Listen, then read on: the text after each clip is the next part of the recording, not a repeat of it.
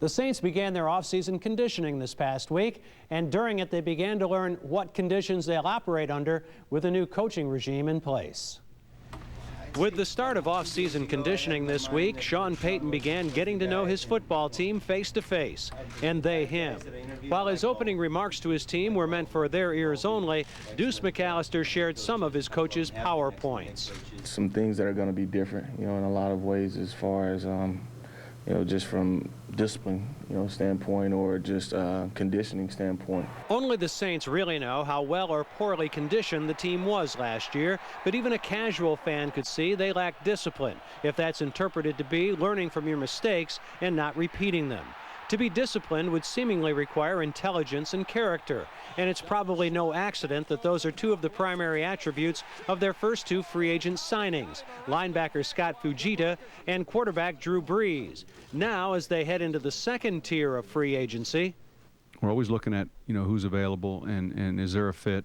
Sean Payton uses the term fit a lot, but what exactly constitutes a fit for this team? Fitting a player under the salary cap is one consideration. Fitting a player into the team framework and concept is another, and just as important. If the Saints are as fortunate as the Giants with Payton were, they can still find some bargains to get out of the basement. Sometimes this next period of time is where you have a chance to help yourself and maybe not spend as much money.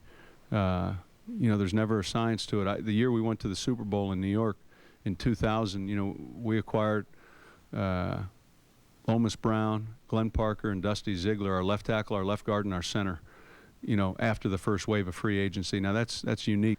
One thing to be determined is who will compete at quarterback behind what will be a revamped offensive line and what sort of attack they'll run. Right now, the coaching staff's putting together a playbook for those quarterbacks, all of whom will be new to this staff, and maybe one of which isn't even here yet.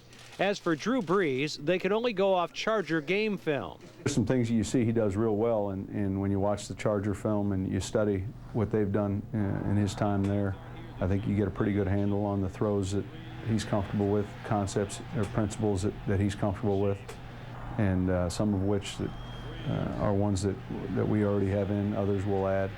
And then there'll be some things we toy with that maybe he hasn't used quite as much, but I think that'd be a good starting point. Next on the depth chart is Todd Bouman, but that was Jim Haslett's depth chart. I don't think we slate anyone in at a certain position, depth chart-wise, and say he's our guy. I think that's the last thing you want to do. And at the same time, he's no different than the guy who's played it from a season ago on defense. So, he's with us. He's in the program. Many Saint fans wondered why Jim Haslett didn't at least look at Adrian McPherson in those last 3 games this past season. It might have been helpful to Payton as well, though not imperative. Have an opportunity to see anybody play is helpful, and we'll see. We'll have a chance to evaluate not only Adrian but the rest of these guys in these mini camps. There'll be plenty of repetitions for us to see what a player like himself can do and can't do. Real doubts exist that either Bouman or McPherson is capable of providing quality backup insurance behind the recuperating Brees. Most teams take 4 quarterbacks to camp. A 4th quarterback added to this roster wouldn't be just a camp arm. I'd like to think that if we add a quarterback, it's a guy that's competing for something, and that we'll have enough young guys running around that can throw footballs. But I'd like to think that if we bring in a quarterback, we're bringing in a guy who looks at the opportunity as a chance to compete for a spot. This past week has afforded the Saints and their coaching staff the first rudimentary step in learning what each can expect of the other and what we can expect of both.